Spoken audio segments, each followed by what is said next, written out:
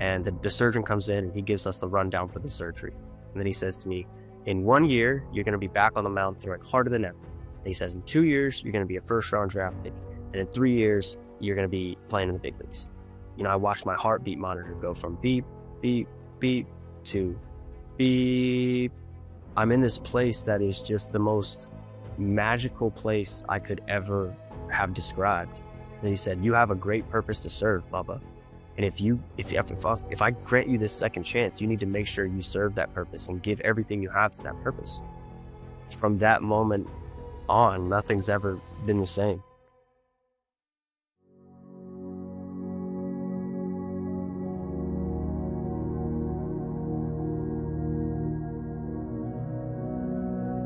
My name is Bubba Herrick. I am a resident of Florida, and that's where my story starts, in Jacksonville, Florida. I was 19 years old playing baseball at Jacksonville University. It was my freshman year, and I went in with really high expectations. I was a pretty good pitcher, on track to kind of play the game for a long time. I was just starting to make a name for myself in the game of baseball, and got on campus my freshman year, had this nagging injury that I just didn't think would affect me for some reason. For whatever reason, I thought I was, because I was the guy who did everything the right way. I went to class on time. I treated people well. I didn't drink. I didn't party. I was just, kind of a straight-nosed, hard-nosed guy. And maybe it was naive of me to think that nothing bad could ever happen to me, but that injury ended up worsening and turning into what's called torn UCL. I tore the most infamous ligament in all of baseball. UCL, ulnar collateral ligament, basically just a tear right here in the elbow. You can maybe even see the scar there. But yeah, so it led me to going into the operating, under the knife. I was getting an operation for the torn UCL. It's called Tommy John surgery. It's kind of the most infamous surgery in all of sports. Every pitcher gets it. It's kind of like a rite of passage almost. And the narrative around the surgery was that of almost like folklore. It was, you go in, you get the surgery, it's a black and white process, and then you come back throwing harder than ever. So I was devastated that I got injured, but at the same time, I was excited because I got to be a part of this cool club that everybody else was involved in baseball, and I expected to come back really strong. So the day before my surgery comes, and the nurse is asking me all these questions to make sure that I'm, able to be operated on. And it was a pretty, straightforward process. It's supposed to be in and out 10 minutes. And she got to she started asking me the questions, weight, height, are you on medications, all that stuff. And then she got to this question where she asked me, are you allergic to anything that could potentially complicate the surgery? Are you allergic to anesthesia, anything that, might actually make this complicated? And for whatever reason, when she asked that question, I just got this pit in my stomach. And it was just like, whoa, what? I feel like we should know the answer to that question. I'd never had surgery up until that point, so I didn't know the answer. And I wanted to express, I don't know, but for whatever reason, that caused a pit in my stomach. Instead, I replied, no, I don't think so. I don't think I'm allergic to anything that could complicate the surgery. So I was already a little bit spooked going into the surgery, but the next day comes, and it's about 5 a.m. And, my mom's standing to my left. I'm on my hospital bed, hooked up to all these IV machines. I got the heartbeat monitor to my left too. And the surgeon comes in and he gives us the rundown for the surgery. He says, Mom, Bubba, here's how this is going to work. We're going to put the anesthesia through your IV. By the time we wheel you from where we are now in the operating room, or the pre-operating room rather, to the operating room, you're going to be unconscious and under anesthesia. You're not going to feel anything. And then he says to me, in 1 year, you're going to be back on the mound throwing harder than ever. And he says, in 2 years, you're going to be a first-round draft pick. And in 3 years, you're going to be playing in the big leagues. And I was like, well, I feel a little bit better about this surgery now that you're kind of giving me this reassurance. So he looks to my mom and dismisses her out of the room. But before he does so, I look to my left, right here like I'm doing, and I say, Mom, I love you. Be strong. My mom was so nervous about the surgery because I was her baby and I am her baby. And I was going under the knife. And I said, Mom, I love you. I'll see you in an hour. She says, I love you, baby. And then she dismisses herself from the room. So the doctor does what he says. He puts the anesthesia in my IV. He wheels me to the operating room just like he said. And I have my eyes closed and I'm just waiting for this anesthesia to hit me. And he said that when we got to the operating room, it was going to. But when we got there, I was still fully conscious and fully awake. And I was like, well, should I say something? Like, maybe the anesthesia hasn't hit me yet. Like, they've done this thousands of times by now. I'm sure it's fine. And I'm laying there, and it's kind of like where you know what's going on around you. Even when your eyes are closed, you can just kind of feel it. So I'm in this operating room. I'm on the operating table now, and I feel these doctors. I hear them, and I feel them, getting ready for the surgery. And then I hear them confirm, like, with one another, are you ready to operate? I'm ready to operate. Let's operate on this kid. And I'm getting nervous at this point because I'm like, well, I'm not under this anesthesia. What's about to happen? Either they're going to cut into me or I've got to say something. But at the same time, I didn't want to say anything. It felt like I almost couldn't, like this was happening exactly how it was supposed to happen. It was the strangest thing. So as they're inching closer to my elbow with the scalpel, they start to pull back. And I let this, deep exhale of relief, like, oh my gosh, okay, they must know I need more anesthesia. But that wasn't the case. The doctors in the room, their breath sped up, and I felt this energetic shift in the room from, that of let's operate on this kid and get him back on the field to, oh my gosh, like something's seriously wrong here. So it felt like time just stopped. I don't really recall a lot of what happened from them pulling back and me feeling like, oh my gosh, they know I need more anesthesia, to then the feeling of something's wrong. And then the next thing I remember, I heard them say, hurry, we got to save this kid. And then I was just floating above the scene, and I watched from above as if there were like a glass panel separating me from my body on the operating table. And I watched my body turn, like a bruise-like purple and then a corpse-like white. And, I watched my heartbeat monitor go from beep, beep, beep to beep, just one complete flat line from above. And, I ended up having an allergic reaction to the anesthesia. Going back to that nurse that asked me the question, I got that pit in my stomach. I was allergic to a component of the anesthesia called ANSEF. And my heart stopped on the table. I went into anaphylactic shock. And all of a sudden, I'm in this place. I just watched myself die on the operating table. And I'm in this place that is just the most magical place I could ever have described.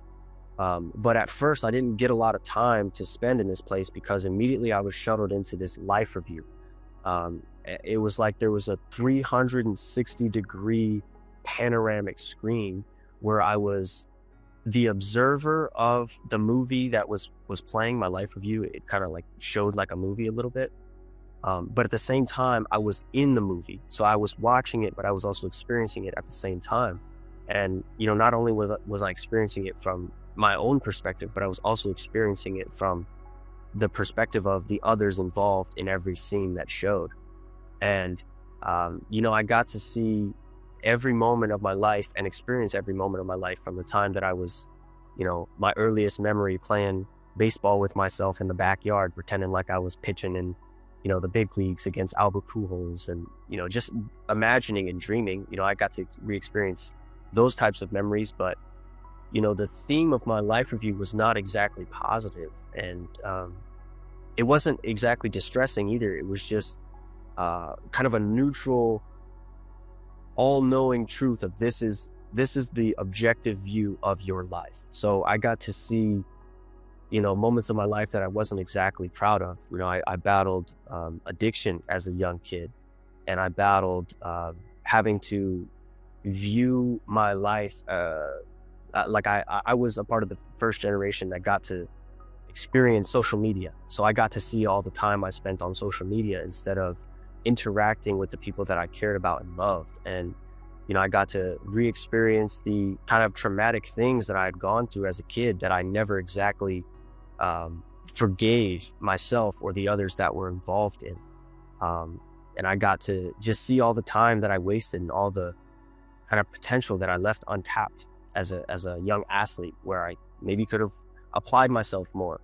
At the end of my life review, it felt like it lasted forever, but at the end of it, I felt this overwhelming regret and this longing for a second chance. I had watched my life from a bird's eye view, and it left me with the question, like, is that it? Like, is that all you did with your life? You wasted all that time, and you have all of these wounds left unhealed, and all of these I love yous and I'm sorry's left unsaid, and you never forgave your family. You never forgave the people that you love and care about. And most importantly, you never forgave yourself. And, at the end of my life review, I was just so angry, and just longing for this second chance, but there was no time left to fix any of it.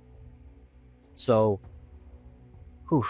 after my life review ended, I was just begging God. I was like, God, please give me a second chance. God, please give me a second chance. Like, I'll do anything for the second chance. And, I didn't hear any response from God. So eventually I just let go. And I was like, you know what? All right. That's the reality of how my life ended. So, I surrender. Just take me into whatever's next.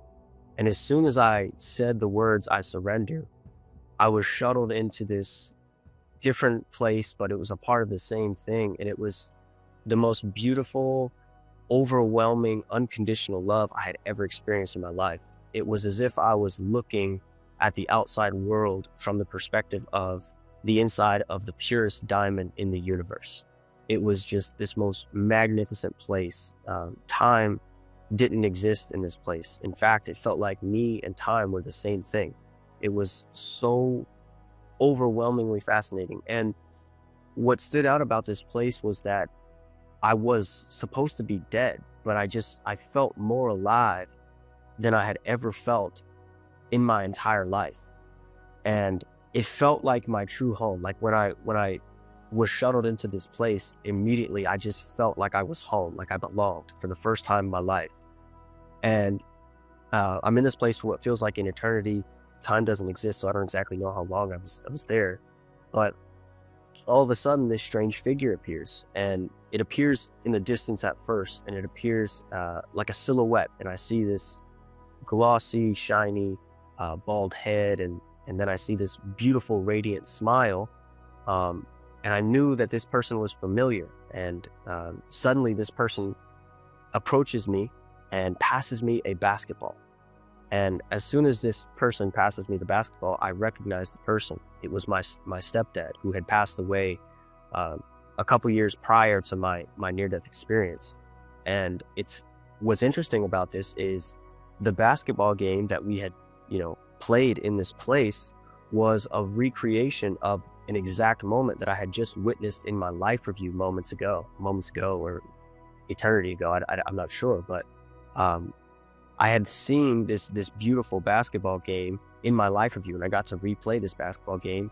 And it was a special basketball game because my father and mother's relationship ended when I was 8 years old, and it was my relationship with father figures in general was pretty rocky. Mike, my stepdad, was his name. He came into the picture when I was a kid, around 12 years old, and he just seemed to be the saving grace of our family. And this basketball game that he had played with me in real life when I was 12 years old, it always stuck with me. It stuck with me throughout the rest of my life because I had never been shown that type of love from a father figure. He was a nurturer and just a caring and genuine person. So now in my near-death experience, I got to replay the same game with him, the game that just meant so much to me. So we play the same game back and forth for what feels like forever. And then all of a sudden after the game, Mike kind of takes a step back and his tone changes. The game was full of loving, competitive, but like not overly egotistical competitive. It was just like a fun competitive environment where it was a bond. But after the game, when he stepped back, his tone changed from that loving kind of energy to more fatherly, like stern, firm. And he was like, all right, he wasn't talking, by the way, like neither of us were talking. We were communicating almost telepathically. We both knew what one another was kind of saying. But if he were able to talk, he would have said something like, all right, let's cut the crap. Like, you're here for a reason. I'm here for a reason. Let's talk about it. And he said, I've been sent here to offer you something. He said, I know how badly after your life review, you wanted a second chance. He said, I know the regret that you felt and the anger and the disappointment. And I know the longing that you had to do right by yourself, to go make the wrongs right. And then he says to me, I've been sent here to offer you that second chance. But if I do so, the next time you die, you need to make sure you're ready for it. And he said, you have a great purpose to serve, Bubba. And if I grant you this second chance, you need to make sure you serve that purpose and give everything you have to that purpose. And, I didn't want to go back to the life. Like, I was past that at this point. I had surrendered. I was in this beautiful place. I didn't want to go back, but, for whatever reason, it just felt like I had to. It just felt like I had to. So, eventually Mike and I went our separate ways. I thanked him and I said, I love you. And I said, I'll see you soon. And, he vanished, and I was back in this almost like purgatory type place where it felt like I was on the second story of a house and the floor was made of glass and I could see what was happening on the first story. And this was my, body on the operating table. And this is where I was on the other side. And I watched as they shot me with the shot that saved my life. And I woke up on the operating table, and immediately I was just in shambles, and I was like throwing punches at the doctors because I had no idea what had happened, and I wanted to go back to this place. It all happened so fast. And then I woke up on the table, and from that moment on, nothing's ever been the same. It completely changed me. My mom eventually came, and by my bedside while I was staying overnight in the hospital, and I told her the story, and immediately she laughed it off. She attributed it to the drugs, like any logical, reasonable person would. It's like, no way. So she recalled the whole thing to the nurse, and my mom told it in a joking fashion, like, nah, haha, he told me this, my son's just being silly. And the nurse actually kind of checked her a little bit and said, ma'am, I've seen this before. These are called near-death experiences. Like, I don't believe your son is making any of this up. I don't believe it's the drugs talking. I've heard this a lot. You should look into them. So I overheard that, and I was fully conscious and aware, even though I was on all those drugs. I was like, near-death experiences, I should look into them. So eventually they sent me back home. I went through all this allergy testing to find out what I was allergic to, and I got my surgery and went back to life as normal. And I kind of just left this experience in the past, because when I heard my mom kind of downplay the experience, I did so too. Naturally, I was like, no, you know what? She's right. Like, that didn't happen to me. No way. Part of that was just because if I were to accept the reality of that experience, I would actually have to change everything about my life. And that was completely overwhelming at 19 years old. So I brushed it off, and I went back to playing baseball, and I tried to just live life normally. But while I tried to go back to playing baseball, I ended up actually hurting myself, the same ligament that I tore 10 months into my rehabilitation process. So I had to start my rehab process back from the beginning. And when I did that, I started journaling because I missed playing so much. And there was just something off about me. I didn't want to play baseball anymore. I didn't have fun going to the field anymore. I wanted to journal. I wanted to figure out what was happening to me. Eventually, I came to the conclusion a couple years after my near-death experience that, oh my gosh, this actually happened to me, and I will never, ever be the same after this experience. So I kind of embraced that and accepted it. But it wasn't easy at all, because accepting that I had the near-death experience was also accepting the fact that Mike, my stepdad, had told me I had a great purpose I had to serve, and that the next time I died, I had to be ready for it. I went on this search for my soul. I was just like, okay, well, the old me is no longer functioning. Like, the old system of how I was living, it no longer works. So I need something new. But in order to do that, like, I had to let go of everything that didn't work anymore. So I eventually retired from baseball. I needed space. I was also experiencing at the same time, it was changing my relationships as well, because I was changing. I was the typical egotistical athlete, and I was always kind of like puffing my chest out and measuring my quote success against other people's. And my relationships were built around that version of me, you know? And after I'd come to all these realizations, I realized like, oh my gosh, these relationships were built upon something that's no longer real. So it had a really, really strong effect on my personal relationships with my family, which eventually led to me having a small falling out with my family, which everything's okay now. But as a result of that small falling out, I ended up selling everything I had, moving across the country. And moving into my car just to like give myself the time and space to feel what I was feeling, and to grieve and to come to grips with the fact that I could never look back after this experience. I would talk to my friends and family about the experience. I talked to a therapist about the experience, and no one could relate, but I had seen it take me a couple years, but eventually I looked into NDEs on YouTube. It was just like a light bulb went off. It was like, oh my gosh, I'm not alone in this experience, and other people have felt this way before, and other people have had falling outs with their families, and you know, their lives have changed and all of that. So I saw by looking into near-death experiences on the internet that there was a conference called the IANS conference, all of these people who had the same experiences as me, and I was so fascinated by that. A friend of mine, my best friend, knew that I was struggling so bad, and he knew that the conference was coming up, and he said, hey man, how much do you really want to heal from this experience and grieve this experience? And I was like, it means everything to me. Like, I have to. So he said, well, the conference is in Arizona. You won't be able to afford your rent at the same time as going to the conference, because the conference was at a hotel and it was expensive and all that. And he was like, well, I'll help you build a bed in your car. You'll move into your car and you'll drive out to Arizona to meet these people. I ended up getting to the IANS conference, and I had a moment with this gentleman named Chase DeMaio. And at the end of his talk, he opened the floor for questions. And I was not intending to talk to anyone or speak at all, but something just took over me, and I went up to the podium, and I was the last person to speak, and he made time for me to speak. And I asked him, I said, hey, I've experienced all of these after effects. Like, I've had a falling out with my family. I don't know who I am anymore, all this stuff.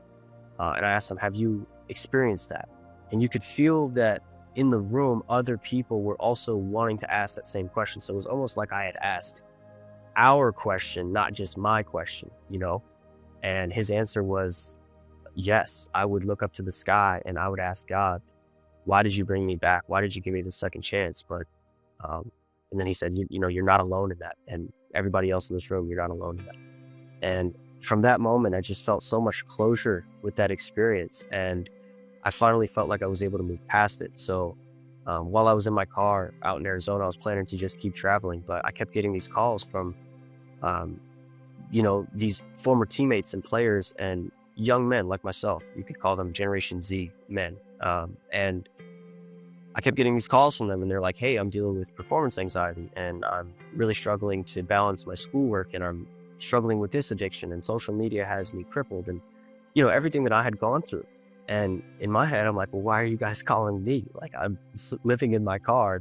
Surely there's someone more qualified to kind of do this work and help you guys. But the calls kept coming, and I felt compelled to help. So I ended up calling a friend of mine who was back in Florida, and I said, hey man, I'm getting all these calls. I need to do something about this. He was like, yeah, me too. So let's do something. So he's the owner of this baseball training facility called Martin Pitching Performance, where he helps people pitch better, helps athletes pitch better.